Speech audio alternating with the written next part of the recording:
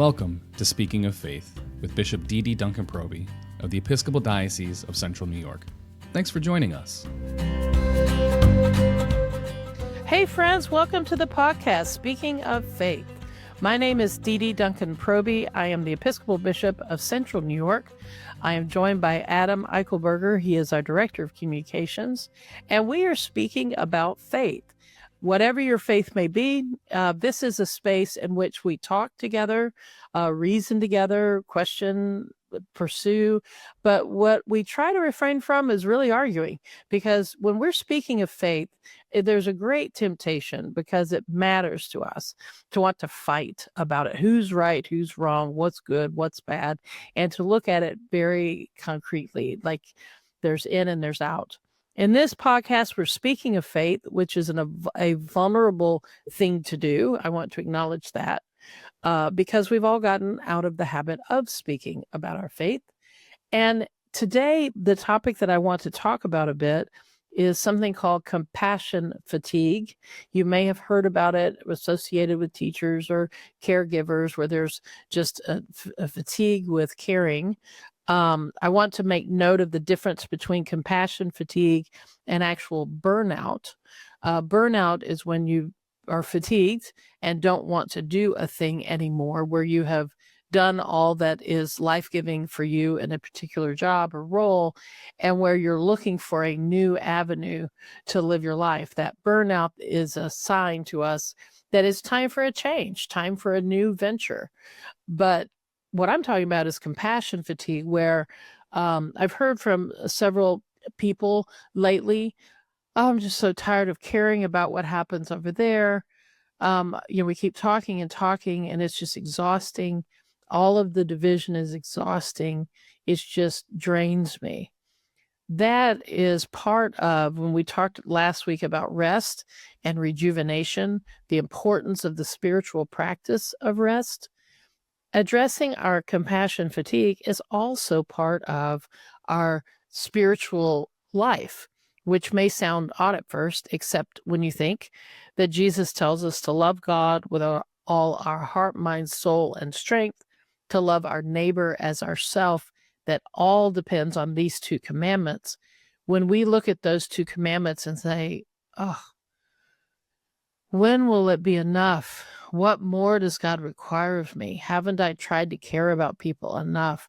I just don't want to hear any more about X, Y, or Z. I'm tired of caring about that. That tells us that we may be fatigued. It tells us that we're a little worn out. It also tells us that we're not filling up our reserves.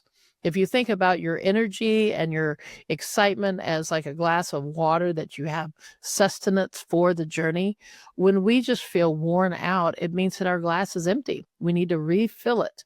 This isn't about optimism or pessimism. It's really about our ability to engage with life. That when we feel happy and fulfilled and rested and revitalized, then we have greater capacity to care about other people, to engage in a life that's meaningful for us, and to ensure that we are living our life and feeling the joy of living our life. Even when it's hard, maybe especially when it's hard, that we're feeling that purpose of living. There is so much opportunity right now for us to feel hopeless or defiant or determined or a lot of other adjectives that you can pick for yourself. Some people feel very good about how their life is going and how the world is. Some people are devastated and terrified. Wherever you may be in this moment, to think about your ability to care about the needs and desires of other people around you. When we talk about our faith, we're talking about living into what Jesus commands us to live into. And I want to highlight in the Gospel of Mark, there are plenty of opportunities to see that Jesus himself at times had a little bit of compassion fatigue, where he would withdraw and take a nap on the boat, or he would withdraw from the crowds and restore, spend some time in prayer, doing the things that we do. For us, it'd be reading scripture, prayer, maybe listening to music, engaging in a hobby. The power of changing the topic is very energizing sometimes. where we're thinking and thinking and thinking about one thing, to say, you know what? Today, I'm taking the day off from that. I'm not going to watch the news. I'm not going to think about all these things. I'm going to go to the park and walk in the trees. I'm going to go out and garden. I'm going to puzzle and do things in my house that are nurturing to my soul and rejuvenate. I'm going to tend my soul.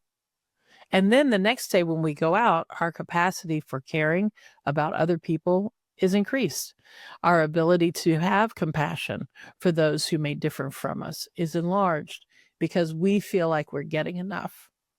I think at the core of compassion fatigue is a message from our own bodies, our own souls saying, hey, you're not paying attention to me. You're paying attention to all those other people. But who's going to care for me? Who's going to care for how I'm feeling? And compassion fatigue may be addressed by having a day where we allow ourselves to cry or to journal about how hard things are, or to really just feel the sorrow that seems to be so close to us all the time that we try to push back and put on a happy face. One of the things that's part of tending our soul that we often either don't speak about, or maybe some people talk about it all the time, is when we're feeling bad, when we're feeling dispirited, when we are really feeling low, like it just hopeless. How will this ever work? As people of faith, to stop and to acknowledge that as a real feeling. Jesus is always showing us and exhibiting to us, where he weeps about Lazarus or in the Garden of Gethsemane, that feeling our feelings is essential for a healthy mental health and healthy life. And then to take that to God and say, God, you got to fix this or figure this out. I'm feeling hopeless. There is no hope in this for me, and I feel very devastated by it. How can I feel good? And to take that before God, and then to allow ourselves the space to just be in that moment and breathe and allow some nurture, exercising, eating a healthy diet, paying attention to how we're sleeping, like we talked about last week. But in each of these ways, tending our soul is about tending our ability to have compassion for others. And because we're loving our neighbors ourselves, it begins with our compassion for our own self. Maybe we need some compassion before we can offer compassion to our neighbors or our friends. So I've talked a lot about compassion and compassion fatigue, Adam. I don't know, what are your reflections either on what I've said or questions that come to mind for you? So there's two things that kind of came to my mind, Bishop, hearing you talk about this. And then I did have a question from me to you about this topic. So the first thing that kind of stood out to me when I hear you talk about this, and especially when I, in my own life, reflect on scripture and where I can maybe see some lessons in compassion fatigue, I think about two stories from the gospel. The first one that kind of comes to my mind is, we all know the miracle of Jesus feeding the crowds. And the first thing he does is he tells the disciples, like, to feed them. And they kind of are running up against the wall. They don't know how they're going to do it. And they kind of aren't able to respond. And I think it's really easy for me in my own life, especially being somebody who's worked in ministry for a long time, listener, I don't know if any of you can relate to this, that it feels exhausting sometimes continuing to do the work of the gospel. Absolutely. So it's good for me to remember that the disciples who are following Jesus are feeling the same things as me. But then also, when I think about the story of the crucifixion, I think about Simon the Cyrenian, who is called into service to take up the cross of Jesus. And oftentimes this image that kind of comes out to me is this reluctance to do so. Like, he's just this guy who gets caught up in the mix, who gets called to do this thing that he doesn't want to do. And I don't know if it's necessarily the best piece of advice, but one of the things my father-in-law told me when I got engaged is, sometimes you got to fake it till you make it. And I don't necessarily know, sorry, Dad, that this is necessarily great marriage advice, but sometimes for me, it's a reminder that, like, I have to be mindful of the fact that I am in a place of maybe a little bit of drought. And sometimes I do have to persevere. But then, like you talked about, Bishop, being willing to take a step back and find a way to hit refill on all of that is really important for me.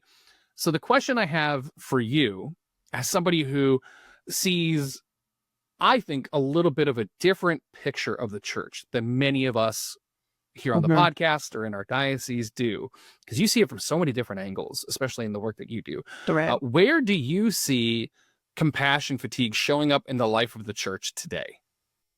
That is a great question.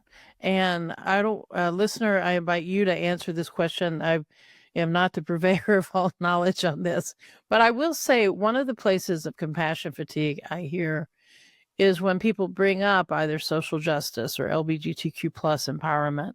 They'll be like kind of a, well, we do that. Or, well, what about elderly? Or what about somebody else? Or, well, I'm not going to go to that. Or just people voting with their feet, where they suddenly just don't go to the things they would normally go to at church.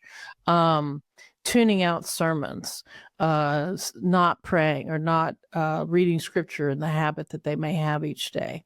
I hear all of those things happening for different people at different times. And listener, you may be feeling that too, where, you watch the news and you hear about the plight of someone in our world, and you just think, well, I just don't have to care about them.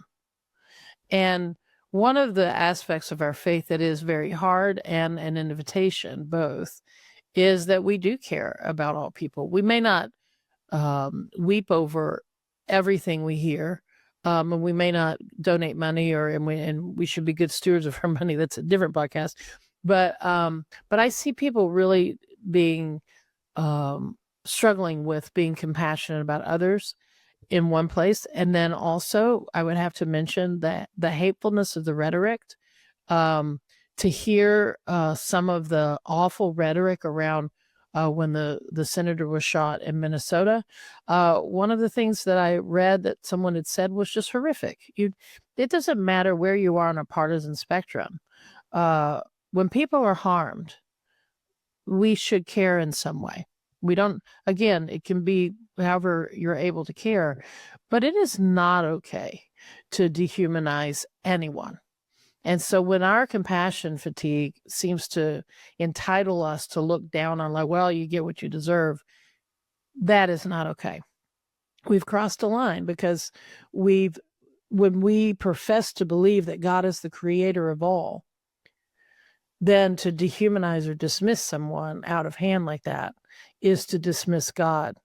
And we have to pay attention to the ways in which we talk about things, and the ways in which we allow inhumanity to infect us, and that dehumanization. Because when we dehumanize another person, that reciprocity of love your neighbor as yourself, when we dehumanize someone else, there's a piece of it that's dehumanizing ourselves as well, where there's a limit to care and concern. So I would say those are some of the places I see, people not showing up for service, withdrawing from social communities, not really caring about justice work or other things that are central, that are gospel values, or really in that place of feeling like it's okay to joke about someone not really being valuable when it's a beloved child of God. Oh yeah, and I think that I think especially recently, when we see everything that's going on, especially in our country here in the United States, when people are showing up in droves to voice their opinions about things, I think that one of the things I've seen and kind of anecdotally I've encountered in conversation with folks that kind of relates to this directly is when you see thousands of people showing up to voice their opposition to the things that they disagree with. I've heard two things that are kind of prevalent in all of that is, one, they see the photos of, or the videos or the drone footage or whatever of thousands of people showing up at protests and saying like, well, I don't need to be there because what's one more set of feet there? And I think on the other side of that, there is the fatigue from so many folks who are doing so much, who are turning out in so many places. And it's like you said, like, that's where we start cresting from compassion fatigue to the burnout, where we're like, I just don't have the capacity to go out and I don't want to go to another protest. And I would say, you know, when you bring up fake it till you make it, I would say there are times in all of our lives where we fake it till we make it. There are moments where you really need to just sort of, you know, sort of gut it out. However, we need to pay attention to that, because when we're faking it till we make it, we may be overdoing. Because like with the protests, I was not able to go, and you know, there are times, I'm not sure I would have gone, but there are times when I don't go to protests, more because of my schedule than whether or not I agree with whatever's being, you know, bandied about. But I know that I can pray for the people who are going. And especially if there's a protest where I may disagree with what people are upset about, I still pray for the people who are protesting, because I recognize in what they're saying a passion and a disconnect between how life is and how they need life to be for whatever reason. Not advocating for, you know, there's certainly limits to all of this. You know, if it's somebody's, you know, protesting for racism, for instance, I will pray for them that they see the sin of that. But I want to be careful here.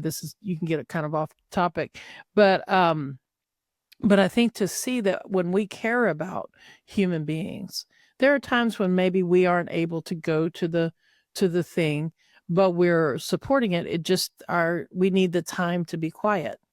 And then there's other times where we may want to withdraw because we're feeling fatigue, and to say, you know what, I need to go show up because the energy of the other people around me will inspire me. Like the protests this last weekend, what I heard over and over from people is, I've been feeling so alone and afraid and concerned about my refugee and immigrant neighbors. And to be in a crowd and hear other people are concerned fueled me up, inspired me, and helped me have energy to continue to advocate for justice and inclusion. In the Episcopal Church, and especially in the Diocese of Central New York, we have parishioners and refugees and immigrants who are directly impacted by these things that are happening. And it's easy to look at what's happening in Los Angeles and say, well, that's on the other side of the country. But I'm really grateful to the people who are showing up and stepping up and saying, look, we're talking about human beings. We're talking about people who pick our food. We're talking about people who clean the hotels. We're talking about people who are neighbors. We're talking about people who are parishioners here in Central New York. And so we show up and stand up to say, whatever our feeling may be about policies and partisanship and things that are happening at a higher level, as human beings, we're going to show up and advocate for the humans in our midst. And so to be fueled and inspired by the other people showing up is also a way to address compassion fatigue, to be part of something, to go along and listen instead of feeling like we always have to lead. This is related. I love going to prayer services where I don't speak. And often I'll even hand the bulletin, or in my case, the iPad, back and say, no, I just want to close my eyes and listen to God's people praying and allow it to wash over my soul. Because I'm usually always the person leading things. To be the person receiving is such a gift. And for you, listener, whatever your relationship is with your worshiping community, that may be a way of addressing your compassion fatigue. Maybe to not be the worship leader this week, but to be one of the participants who just lets it wash over their soul and let other people carry you, to share the load with one another as we advocate for justice and peace in this world. And it's a good reminder too, Bishop, when I hear you saying these things, two things that just kind of popped out that I wanted to hit, and then we're going to get to a couple of questions really quick. First and foremost, our inability to be somewhere or participate in something doesn't necessarily reflect the level of compassion that we have for a particular issue. Right. That's right. And it's really one of the big, most divisive, and dare I even say, I'll take the bullet on this, that one of the more sinful things that we do in the church, where we look at the people who are next to us in the pews and say, why weren't you at X, Y, and Z? Well, we obviously don't know what is going on in absolutely everybody's lives. And that is a symptom of compassion fatigue, is we start getting angry with the people for not doing enough. Well, And yes, or the people who show up online and not on site. That it can be a symptom of our own compassion fatigue. We right. want somebody to come and make us feel better that people are coming, where they've chosen to stay home because for their family or they're not feeling well. It's better for them and for the community. Those are delicate things, to judge ye not, to be grateful they're coming in whatever capacity they're coming, and that we're all are together in the ways we can be together. So that is really true. Often when we get mad at somebody for not doing the thing we think they should have done, there's probably a part of us that knows that we are kind of upset with ourselves more, and that we're just tired. So it's also a good reminder, too, that faith in and of itself is revolutionary. And that when we acknowledge, like, okay, I can't be at X, Y, or Z, and we actually say, or we think, I'm going to make sure that I'm praying for this thing. So like when I see what happens in Los Angeles and I feel really moved about it, but I know I can't fly across the country and join, because I've got family and friends who live in that area and I want to be supportive. Right.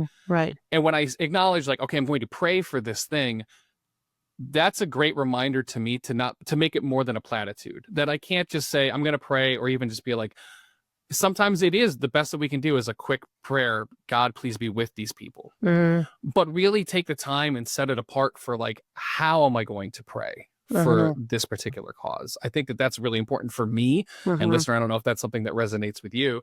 I did have 2 questions that were asked after our conversation about the sacredness of rest that we talked about in the last episode. And they kind of bleed right into this. So my first one is from Scott. Scott didn't leave a last name, but we know it's Scott. Scott asks, how does our faith call us to respond to suffering without losing ourselves in it? Oh, Scott, what a great question.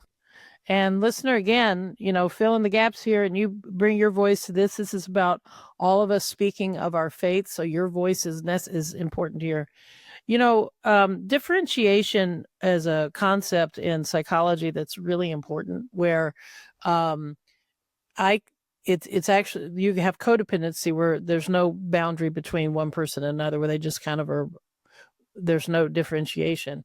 But when we have a differentiated way, when we have done that work and we see the suffering of another person, and we have the compassion and the sympathy and the empathy, the, crying with them and all. But then at the end of it, we recognize and honor the other person by knowing their burden, while we care about it, is not our burden.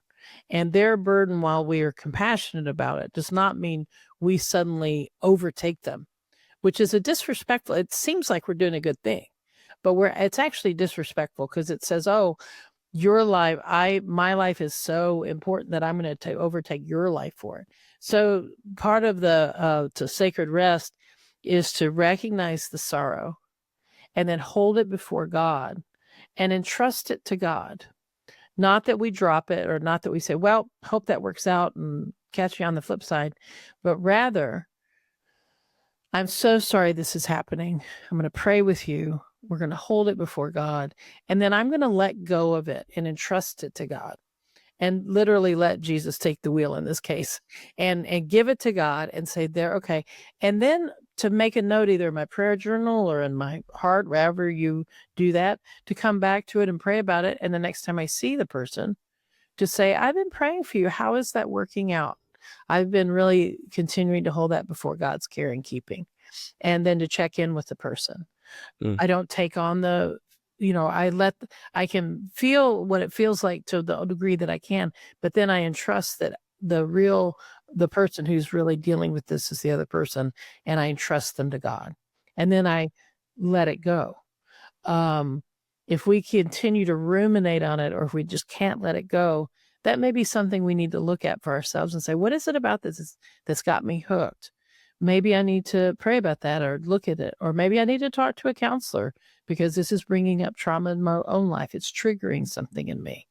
But good boundaries make good neighbors is also an emotional reality.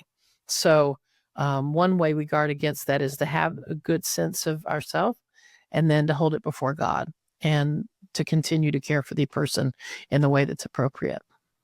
That's a good nugget for me because I have to be mindful of the fact that good boundaries create good neighbors. So that's something that I got to store away. The last question that we had for this episode, Bishop, and before I ask this, I'm going to ask you listeners to let us know what you think about this one. Feel free to jump in the comments wherever you are encountering the show and let us know your feedback. But Bishop, Barb wanted to know, asking for your advice or your wisdom on this. So, but listeners, we also want to know yours. So get part of the conversation. That's right. What is one piece of wisdom you would offer to someone listening right now who feels exhausted or unseen? Well, those are two different things. Exhausted, set it down. Plan rest. If you're not sleeping enough, change your bedtime schedule, whatever it is. Make sure you're sleeping enough. Pay attention to what you're eating. Get out of nature. If you're feeling exhausted, stop. Especially, I think people are very exhausted by being in the know with the news. Don't watch for a day. Have Sabbaths from the news cycle. Have moments where you turn off the TV. I mean, I don't think anybody should ever have the TV running in their home all the time to fill noise, and all the stuff. Turn it off. Change how you digest the news. Those are some ways to create space for yourself. Our bodies are pretty smart. If we don't create space for ourselves, our bodies will create space for us. And it's not that all illness is, don't go there, but do notice that when you don't take that break because you're exhausted, you're more susceptible to getting a cold, more susceptible to having an issue. Your body needs you to rest. So that's that first one. Feeling unseen, then that may be necessitating you reaching out. It's, a temptation sometimes, especially for those of us who are introverts. We kind of want to sit in our house and see if anybody notices that we didn't show up. And when nobody calls to say, where were you for the Bible study? We feel hurt. And when we don't go to the thing and people don't, and we don't get somebody knocking on our door saying, hey, you didn't come to the party, then we feel hurt, which is unfair because what we're wanting is the other person. That's not a good boundary. That's not a good neighbor. We're expecting them to climb the fence, come on in and take care of us. So when we're feeling unseen or unheard, to reach out and say, let's have lunch tomorrow, showing up for the Bible study, telling a trusted friend, I haven't been coming because I just didn't think people wanted me around. To be brave and step out of that isolation and reach out is essential. There are people who love you, listener, who want to hear you and want to care about you. You are not alone. And you are useful in this world. So you are wanted. And if you're not wanted in the circle you're in, it means you're in the wrong circle. You need to change the circle. And so reaching out, going to a new thing. There's a wonderful line in a movie. I wouldn't say it's a great movie, but the line is, you just need 5 seconds of courage. And that is true. You need 5 seconds of courage to send an email to somebody and say, hey, I'm feeling very isolated and it's been hard for me. And if they don't respond or respond well, widen the circle, because there's someone who is able to be present with you. And so those are two different things, but they're essential for your well-being that we address those. So I really appreciate your questions and the conversation. Listener, now I pass the baton to you, that you speak of your faith, to talk with the people, talk with the people in your life about compassion fatigue, how they're doing, if they're feeling seen and heard, if you're getting enough rest, to talk with the people you love and to support one another and be energized by others. Listening to music, reading stories about courageous people, be energized by the opportunity that's before you to make a difference in this world. So if you've been suffering from compassion fatigue, I pass the baton to you, and let us speak of our faith, that we may share the good news of God's love for us with one another, that we may be emboldened, may be blessed, and be a blessing. And we'll speak soon. Take good care.